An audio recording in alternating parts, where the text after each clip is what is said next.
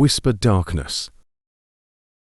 I never believed in the supernatural, not until the summer of my 22nd year, when the shadows in the quaint town of Eldridge decided they had stories of their own to tell. It began with whispered rumors, the kind that snaked through the town like a chilling breeze, whispering of figures that stalked the edge of vision. Shadow stalkers, they were called. My encounter with these entities started innocently enough. I was a graduate student back then, spending my summer conducting field research. Eldridge, with its rich history and folklore, seemed the perfect place for my thesis on regional myths. But as days bled into nights, I found myself drawn to the tales of yore, but to the palpable sense of dread that seemed to hang over the town as the sun dipped below the horizon. The first incident occurred on a moonless night. I was returning from the local diner, the taste of apple pie still sweet on my tongue, when I felt a prickling sensation on the back of my neck, as if I was being watched. I turned, expecting to find a curious animal, or perhaps a local intrigued by the sight of a stranger. Instead, I saw nothing but the dense shroud of night. Laughing off my unease, I continued on, unaware of the eyes that followed me from the darkness. The next few days passed without incident, and I immersed myself in my research, interviewing the townsfolk about their legends and ghost stories. It was during one such conversation, with an elderly librarian named Miss Hattie, that I first heard the term shadow stalkers used in earnest. They're old as the town itself, she whispered, her voice trembling like leaves in a storm. They're drawn to certain people, folks who've seen too much sadness, or who've got a darkness in them. They whisper to them, see, drive them mad with fear. I left the library with a sense of unease, the words of Miss Hattie echoing in my mind. I tried to dismiss it as nothing more than an old woman's superstition, but the seed of fear had been planted. That night, as I lay in bed, the darkness seemed to press in on me with a palpable weight.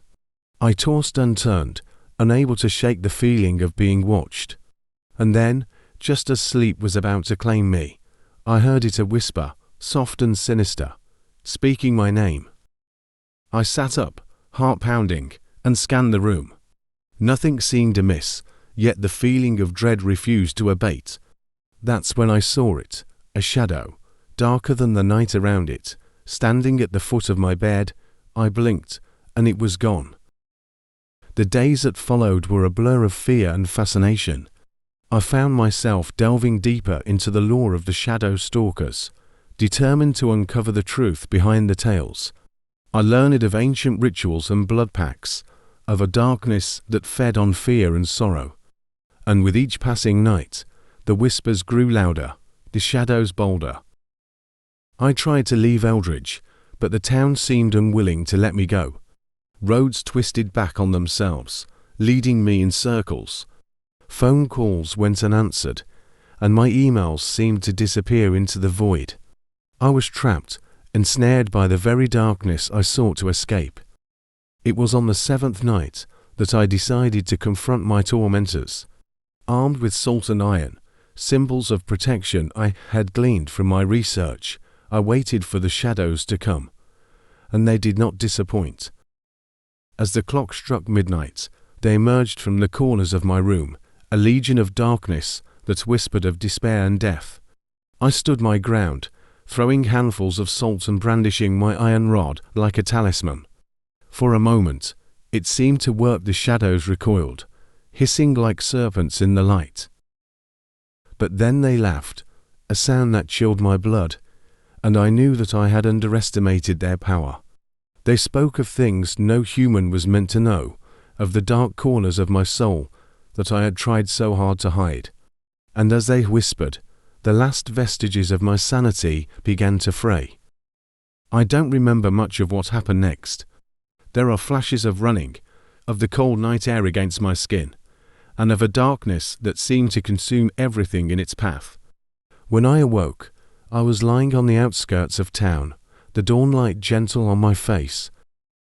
I left Eldridge that day, though I can't say I truly escaped. The shadows still whisper to me, in the quiet moments before sleep claims me. And sometimes, when the night is dark and the wind whispers through the trees, I wonder if the shadow stalkers are still watching, waiting for me to return to the darkness from whence I came. The aftermath of my encounter with the shadow stalkers left me a shell of my former self. The academic curiosity that had driven me to Eldridge was replaced by a haunting paranoia. Every shadow seemed to move with sinister intent, and every whisper of wind carried voices that weren't there. I had escaped Eldridge, but the darkness had ensnared my mind, wrapping its cold fingers around my thoughts, refusing to let go. I sought help, of course. Doctors and psychiatrists listened with a practiced ear, diagnosing me with stress-induced psychosis and prescribing a cocktail of medications.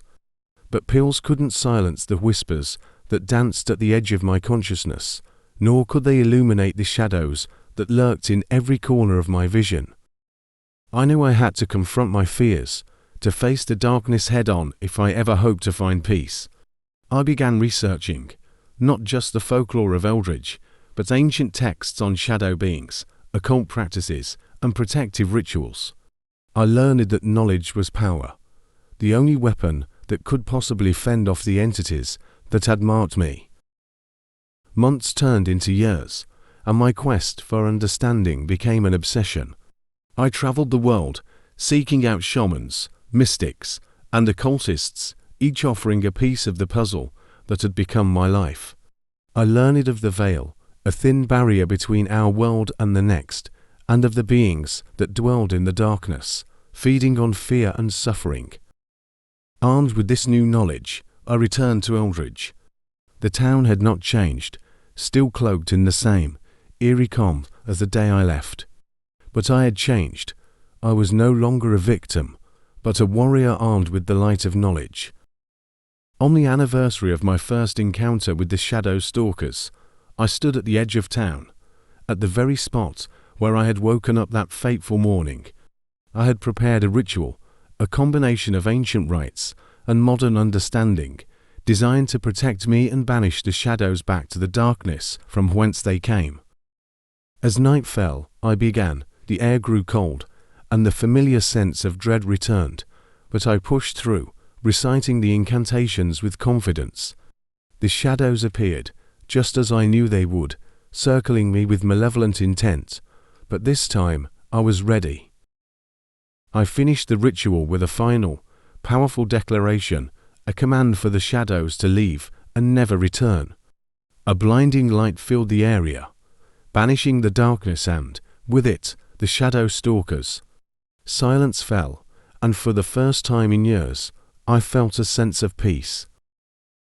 I know that the battle I fought that night was not just for me, but for all those who had suffered at the hands of the shadow stalkers. The darkness may never be fully vanquished, as it is a part of this world as much as the light. But I had proven that it could be pushed back, that one could stand against it and survive. My life will never be the same after Eldridge. The shadows still whisper to me, though now they speak with fear of the one who walked into the darkness and emerged victorious. I share my story not as a warning, but as a beacon of hope for those who find themselves lost in their own darkness. The night may be long, and the shadows deep, but remember, where there is light, the darkness cannot prevail. Echoes of darkness. In the heart of the city, where the bustling streets fade into the quiet of the night, there lies a shadowy alleyway that few dare to tread. It is here, amidst the flickering neon lights and the echoing footsteps, that my story begins, a tale of darkness and dread that haunts me still. I first encountered the shadow stalker on a cold winter's night, its presence heralded by an unnerving chill that seeped into my bones. Ignoring the warnings that whispered in the back of my mind, I ventured into the alley, my curiosity outweighing my fear. As I walked deeper into the darkness, the air grew heavy with a sense of foreboding, and the sounds of the city faded into a distant murmur. That's when I saw it, a figure lurking in the shadows, its form shifting and twisting like smoke in the wind. My heart hammered in my chest as I watched the shadow stalker draw closer, its eyes gleaming with an otherworldly light. I tried to flee, but my feet were rooted to the spot, paralyzed by the fear that gripped me. With each step the shadow took, the world around me seemed to warp and bend, as if reality itself was unraveling at the seams. I could hear its voice then, a whisper that slithered through my mind like a serpent, promising unspeakable horrors if I dared to defy it. In that moment of terror, I knew that I was no match for the darkness that hunted me. With a sinking feeling in the pit of my stomach, I closed my eyes and braced myself for the inevitable. But then, just as suddenly as it had appeared, the shadow stalker vanished, leaving me alone in the cold embrace of the alleyway. I stumbled out into the street, my breath coming in ragged gasps as I struggled to comprehend what had just transpired. In the days that followed, I tried to put the encounter behind me, to convince myself that it had been nothing more than a trick of the mind. But the memory of those piercing eyes and that haunting whisper lingered, a constant reminder of the darkness that lurked just beyond the edge of reality. As the weeks turned into months, I found myself drawn back to the alleyway time and time again, unable to shake the feeling that the shadow stalker still watched from the shadows, waiting for the opportune moment to strike. I sought solace in the company of friends and loved ones, but no matter how hard I tried, I could not escape the sense of impending doom that hung over me like a dark cloud. And then, one fateful night, as I once again found myself standing on the threshold of the alley, the shadow stalker returned with a vengeance. It descended upon me like a whirlwind of darkness, enveloping me in its icy embrace and dragging me into the depths of despair. I fought against it with every ounce of strength I had, but it was futile. The shadow stalker was relentless, its grip unyielding as it sought to consume me whole. But just when all hope seemed lost, a voice echoed through the darkness, a voice filled with courage and determination. It was the voice of a friend, reaching out to me from the depths of my own mind, urging me to fight back against the darkness that threatened to swallow me whole. With newfound resolve, I pushed back against the shadow stalker, refusing to let it break me. Slowly but surely, its hold began to weaken, until at last, with one final burst of effort, I broke free from its grasp. As I emerged from the alley, battered and bruised but alive, I knew that I had faced my darkest fears and emerged stronger for it. The shadow stalker may still lurk in the shadows, but I no longer fear its touch. For I have learned that true strength lies not in avoiding the darkness, but in confronting it head-on and emerging victorious. And though the echoes of that night may linger in my mind forever, I know that I am no longer a victim of the shadows and their master. But the encounter with the shadow stalker was just the beginning of my journey into darkness. As the days passed, I found myself plagued by nightmares, each more terrifying than the last. In my dreams, the shadow stalker would whisper to me, promising to consume me and drag me into the abyss. I tried to shake off the fear that gripped me, but it was always there, lurking just beneath the surface, waiting to engulf me once more. I became obsessed with the shadow stalker, unable to escape its malevolent presence even in the light of day. Desperate for answers, I delved into the depths of ancient lore, seeking out any mention of creatures like the shadow stalker. What I discovered chilled me to the core. The shadow stalker was not a mere figment of my imagination, but a real entity, ancient and malevolent, with the power to manipulate reality itself. Armed with this knowledge, I vowed to confront the shadow stalker once and for all, to banish it from my life and reclaim my sense of peace. But as I ventured back into the alleyway where it had first appeared, I realized that defeating the shadow stalker would not be easy. It seemed to sense my presence, lurking just out of reach, taunting me with its whispers and promises of doom. I tried to summon my courage, to push back against the darkness that threatened to overwhelm me, but it was no use. The shadow stalker was too powerful, too relentless in its pursuit of my soul. Just when I thought all hope was lost, A ray of light pierced the darkness, a friend, standing beside me, offering me their strength and support.